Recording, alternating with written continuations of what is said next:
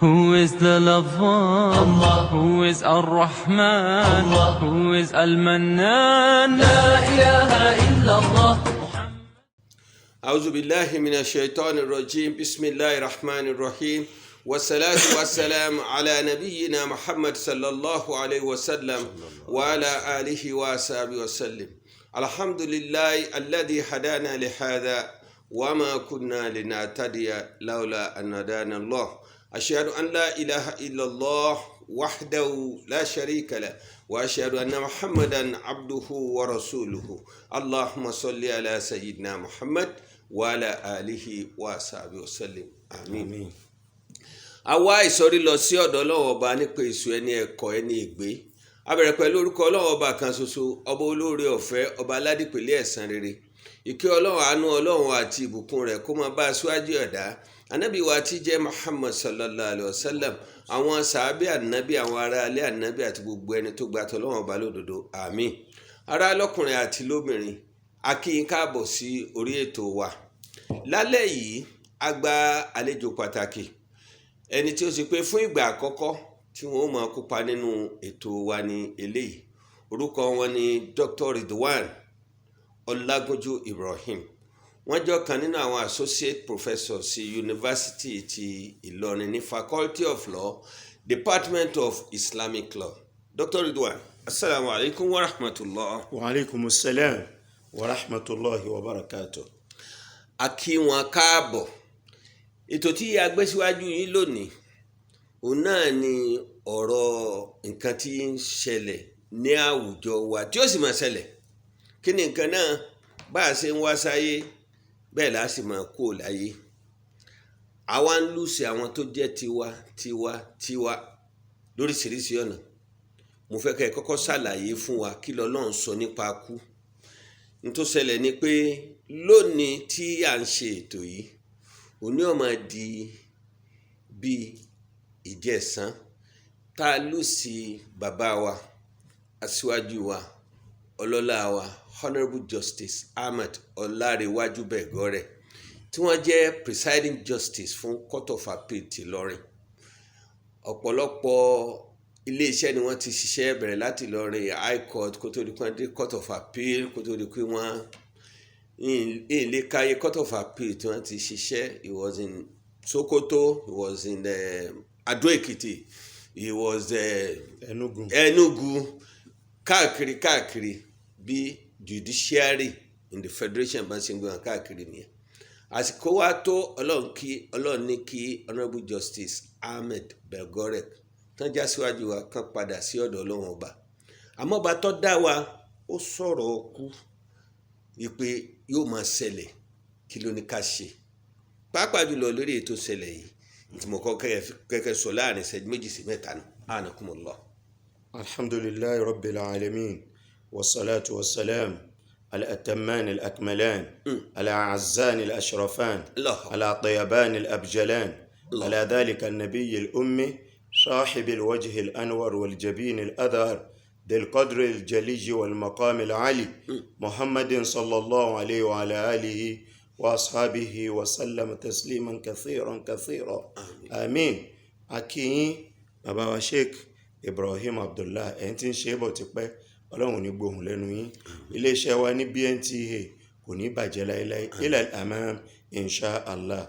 nípa kú Ọlọ́run sọ̀rọ̀ nípa kú tó pọ̀ láìmọ̀ iye ààyè níbi kan ó ní waqad ji'tumuna kama khalaqnakum furada níjọ́ tá à ń dá yín lẹ́kọ̀ọ̀kan ilé kọ̀ọ̀kan wọ́n mọ̀ kí àwọn èèyàn ẹ kú ewu o ìjọ́ kan náà kí gbogbo wa wáyé iná ẹ̀ lọ́fà tó yẹ pé ìjọ́ kan náà kọ́ ni gbogbo wọ́n lọ Al-Qur'an ní qad ji'tumuna ẹ̀ ń darí bọ̀ wá bá wa kama khalaqnakum furada gẹ́gẹ́ bá a ti dá yín lọ́kọ̀ọ̀kan ọ̀kọ̀ọ̀kan náà ní táìmù tó lúkálùkù ní ọmọ tó bẹ́ẹ̀ni ká bá kú nísìn tá a pé ọmọ ìyá wa ní ẹjá bò láṣìírí ẹjá lọ kírun sí la ẹjá lọ kópa níbi jásá tó tarawum fìdáwù bẹ́ẹ̀ ni ẹni tó kópa níbi tẹnìkan ó kópa níbi tòun náà. Bàbá wa lé talára pé lẹ́yìn tí ọ̀mọ́jọ́ bẹ́ẹ̀ ni bàbá wa lé talára pé Salman tí wọ́n papòdà níjọ́ tá a kírun sí wọn la Justice Ahmed Bẹ̀gọ́rẹ̀ yìí àjọ kírun sí wọn la ni bẹ́ẹ̀ ni. Ọlọ́run ló wá mẹ́ni tó kàn ọlọ́run bá kí àwọn tó lọ àwa tá a kù ọlọ́run jẹ́ ní gbogbo ẹ̀mí àtàláfíà Àmín. kẹ́sìn wa pọ̀ Àmín. àti iṣẹ́ rẹ̀ kí lọ́lọ́run wa ń fẹ́ ń gbọ́ jẹ́ pé dandan ni kú sóra kan bẹ tá a mọ̀ sí Suratul Mulk Tabaraka afábànkà. أعوذ بالله من الشيطان الرجيم تبارك الذي بيده الملك وهو على كل شيء قدير. ọlọ́run ní títóbi òun gbogbo agbára ọwọ́ òun ló wà gbogbo nǹkan ló ń lágbára lé lórí. الذي خلق الموت والحياة. ọlọ́run ní mo dá kéèyàn ọmọ ẹ̀bẹ ní tí mo kọ́kọ́ dá ni kéèyàn ọmọ sí torí gbogbo wa ẹ̀ from nothingness ìlà wa di something nítorí a ní existence ibẹ̀ láti ní existence ọlọ́run lèmi mo dá méjèèjì.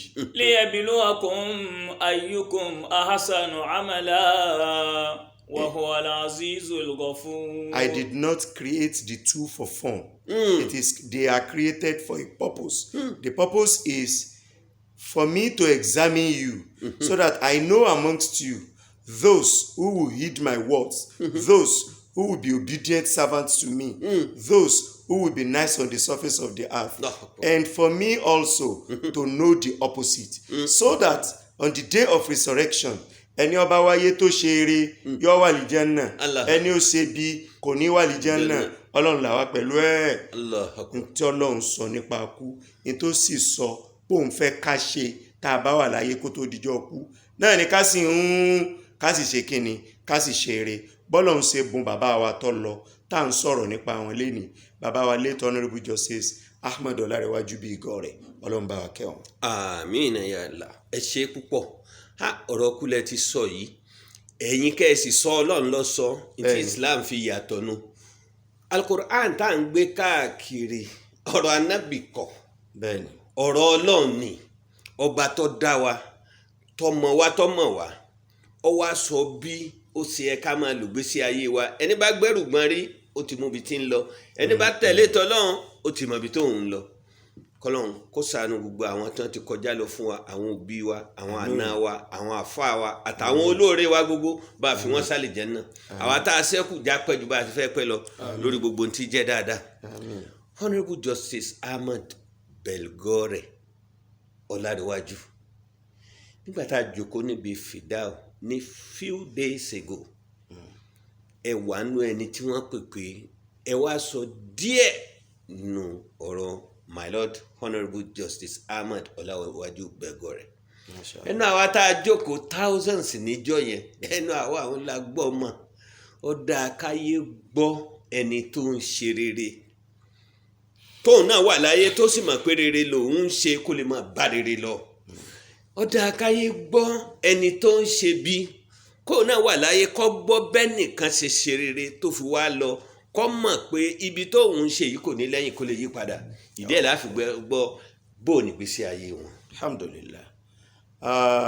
Nínú Arabic rhetoric albalagatul arabiya kíní kan bẹ́ẹ̀ tán pè ní bara'atul istihlal nǹkan ẹyọ kan tẹ́ sọ tí ó wàá kó gbogbo ń tẹ́ padà fẹ́ sọ tí ó kó jọ thematic expression n tí mo rò pé a lè fi ṣe bara'atul istihlal lórí ọ̀rọ̀ bàbá wa yìí ọ̀nà láyà al-Qur'an tó wà nínú Suratul Qasas bí tọ́lọ̀ ti ń sọ yìí pé وربك يخلق ما يشاء ويختار وربك يخلق ما يشاء ويختار ما كان لهم الخيار سبحان الله وتعالى عما يشركون. Ọlọ́run ní èmi ni mò ń dá yẹn wáyé ẹni ó bá wù mí ni mò ń dá and I create human beings in the form I wish. Allahu Akbar.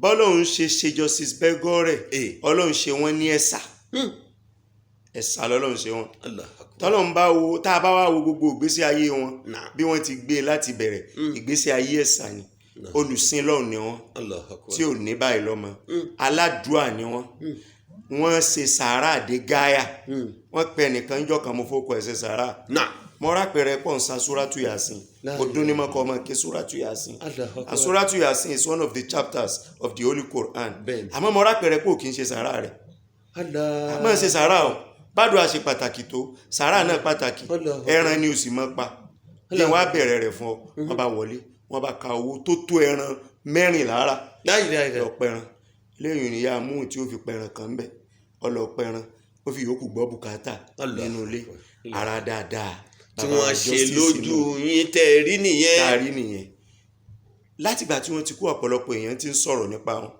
IDPU ti Ìlọrin wọ́n ti sọ̀rọ̀ nípa bó ni wọ́n jẹ́.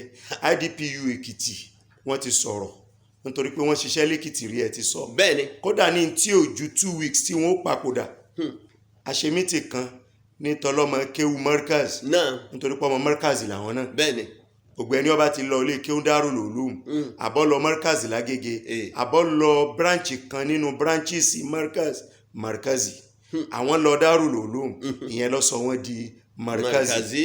àṣemítì kan wá ní ká lọ bá wọn Professor Hamza àtèmi àwọn ní ká lọ dọ̀ Abdulrahim Ìṣọ̀lá that was about 2 weeks ago sígbà tí wọ́n kú. wọ́n wá ń sọ fún ẹ pé àwọn sì fẹ́ lọ Èkìtì lọ́tọ̀ọ̀la àwọn ní function bẹ́ẹ̀ àwọn IDPU Èkìtì ló invite àwọn náà ń ṣe event. IDPU Èkìtì náà wọ́n sọ̀rọ̀ nípa dáadáa wọn. IDPU Sokoto wọ́n sọ̀rọ̀ nípa dáadáa wọn.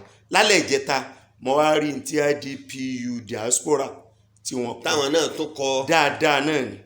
láàárọ̀ yìí mo wá ń wo kankan lórí social media ìjọ tá à ń ṣe fìdáhù fún wọn nílọrin níjẹta kan tá à ń ṣe fìdáhù ní Markaz lágége baba Mudirul Markaz Maulana Muhammad Habibullah Adam Abdullah Al-Ilori wọ́n pe gbogbo fòrò Markaz Alumni Associations tí ń bẹ ní Lagos State tí bàbá wa Musa Yaya Agboola tí wọ́n jẹ́ president àgbà fún àwọn náà ṣèjókòólẹ̀ fìdáwù ọ̀tọ̀ lórí wọn wọ́n sọ̀rọ̀ tó pọ̀ nípa dáadáa wọn mo wá fẹ́ sọ ṣókí méjì tí bàbá Mudirul Markaz sọ nípa wọn.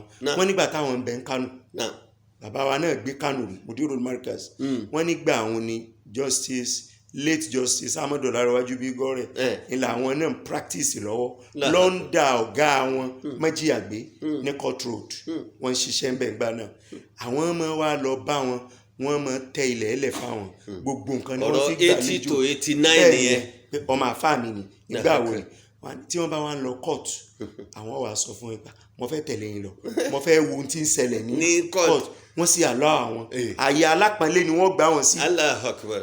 lẹ́yìn ìgbà yẹn wọ́n láwọn ni wọ́n ra tírà ńláńlá kan tí wọ́n ń pè ní Fathul Bari tó ṣe interpretation Sahihul Bukhari volumes ẹ̀ pọ̀ gan bó ṣe pọ̀ tó àwọn ni wọ́n rà ni wọ́n rù wá sí Markaz. Sheikh Adamu ń bẹ níjọ́ náà wọ́n gbé fún wọn wípé mo rà á bò yín dáadáa wọn ò ṣẹ̀ṣẹ̀ bẹ̀rẹ̀ ó ti bẹ̀rẹ̀ tipẹ́ ẹnìkan area court judge nílé ní ọ̀gá ni mo fòkọ ẹ̀sẹ̀ sàárà ọ̀fà lọ́wà èmi wọ́n ń sọ̀rọ̀ Justice Ahmadu Ọlárẹ̀wájú Bígọ́rẹ̀ ó nígbà táwọn ń bẹ ń Kánò tí Justice Ahmadu náà ń bẹ ń Kánò òun yẹn ń gbọ́dọ̀ mọ̀mọ̀lé bàbá wa mọ̀mọ̀lé àná sí ní bàbá wa mọ̀mọ̀lé pẹ̀lú Justice Bígọ́rẹ̀ torí pé ìyàwó bàbá wa Justice Bígọ́rẹ̀ ẹlẹ́ẹ̀kejì ọ̀dọ̀ mọ̀mọ̀lé ni wọ́n ń gbé ní Kánò torí pé ìyàwó mọ̀mọ̀lé àgbà àǹtí ló jẹ́ síyàwó kékeré fún Justice Bígọ́rẹ̀ ibẹ̀ ni Justice Bígọ́rẹ̀ ti rí wọn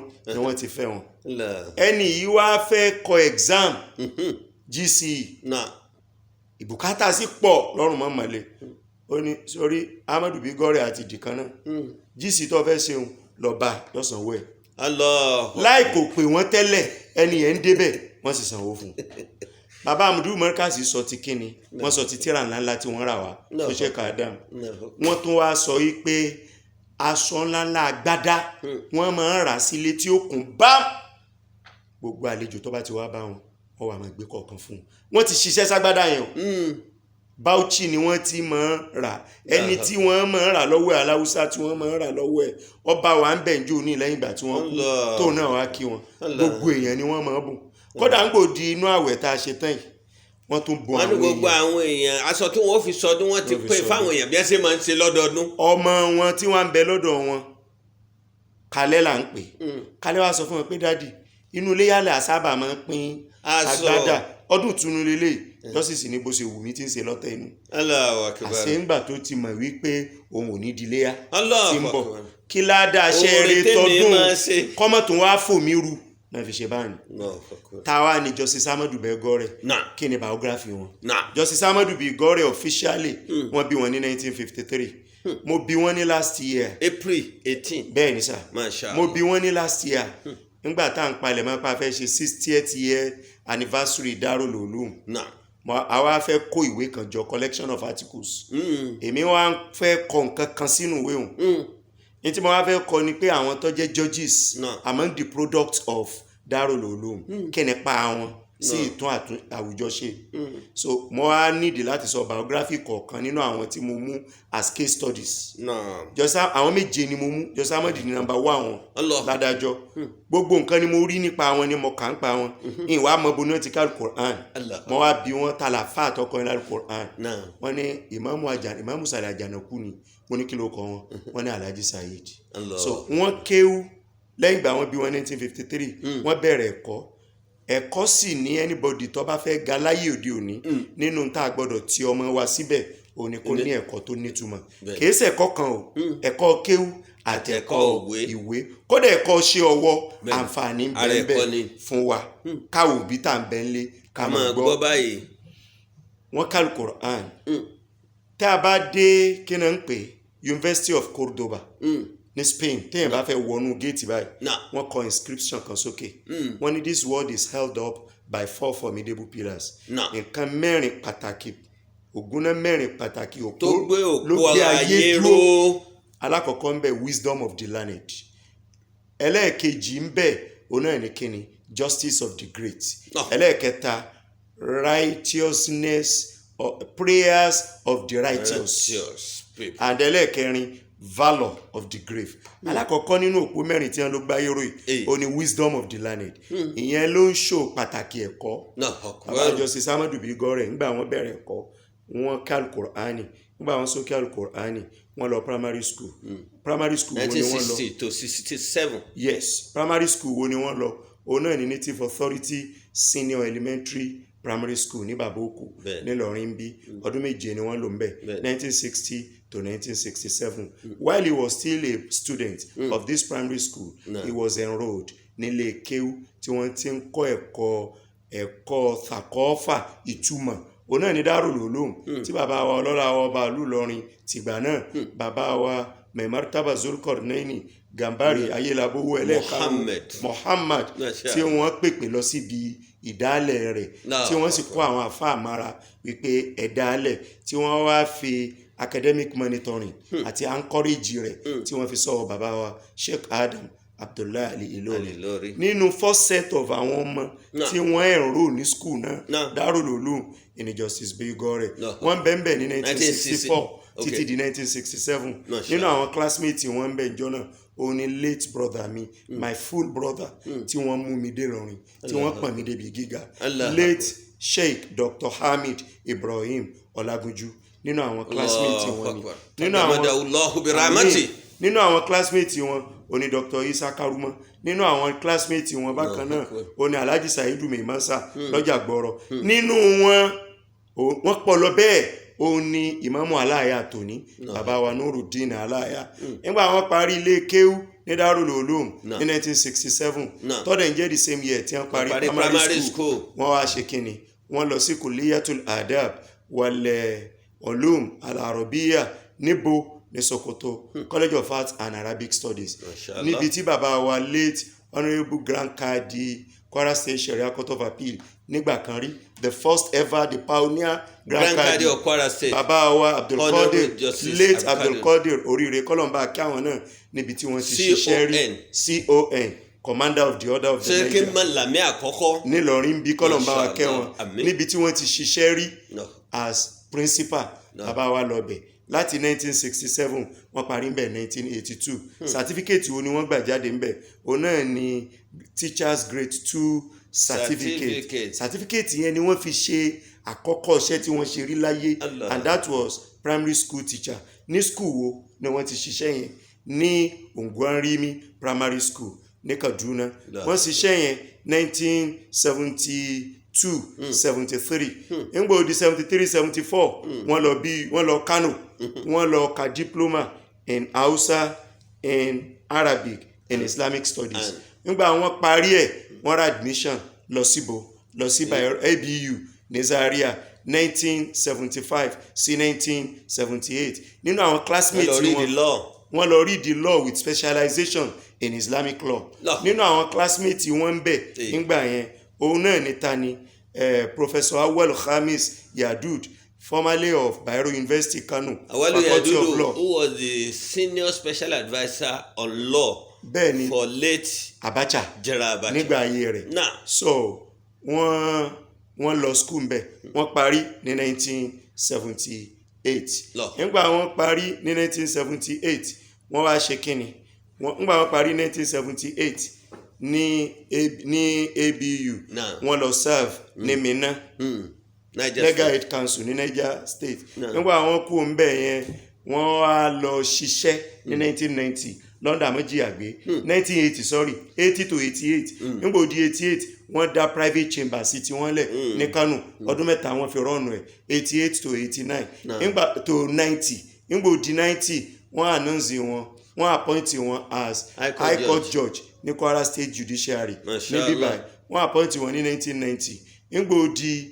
1994 wọ́n transfer wọn lọ sí Ọ̀fà wọ́n wà níbẹ̀ 1994 to 1999 nígbà tó di 2001 wọ́n second wọn lọ síbo sí Judiciary the Republic of the Gambia wọ́n wà níbẹ̀ ní 2001 títí di December 31st 2005 nígbà tó di 1st of January 2006 wọ́n darí padà wá sí Ìlọrin ngbà tó di 2nd ní 2006 January wọ́n resume padà síbi iṣẹ́ that same 2006 27th of April òun náà ni wọ́n yàn wọ́n ní Justice Court of Appeal nígbà tó di 2015 wọ́n di presiding justice ní Court of Appeal the first ibi tí wọ́n gbé wọn lọ òun lèkìtì wọ́n kú lèkìtì wọ́n lọ Sókótó arabi tí wọ́n ti ṣiṣẹ́ òun lẹ́nugun arabi tí wọ́n ti ṣiṣẹ́ òun ní Yola arabi tí wọ́n ti ṣiṣẹ́ òun ní Kaduna wọ́n wá padà wá lọ́rin wọ́n wá retire ní Ìlọrin nígbà wo ní 31st of March last year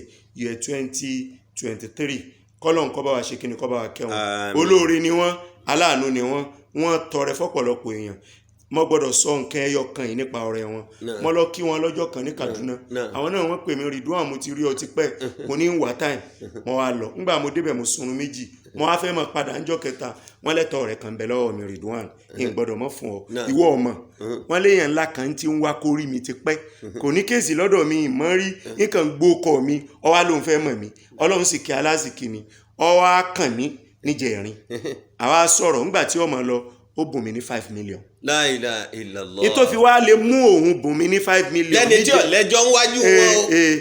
ìtò fi lè mú bùn mí ní 5 million níjẹrin tí wọ́n wá dé níjẹta ọ̀lẹ́tọ̀ ń bí owó yẹn. ọlọ́mọ kì í ṣe sàrà àwọn ìmọ̀ ń gbowó wọn.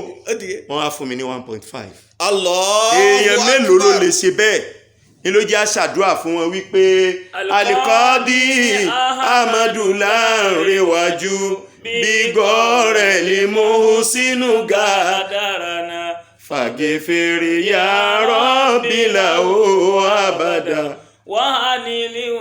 jannata matilabana nso. kọ́dí àyàṣánà bìdàmà fàtìhì. bàbá wa fi wà rẹ̀ tọ́ rẹwà wọ́n fi bá wa lò. wọ́n fọ rẹ̀ bá wa lò.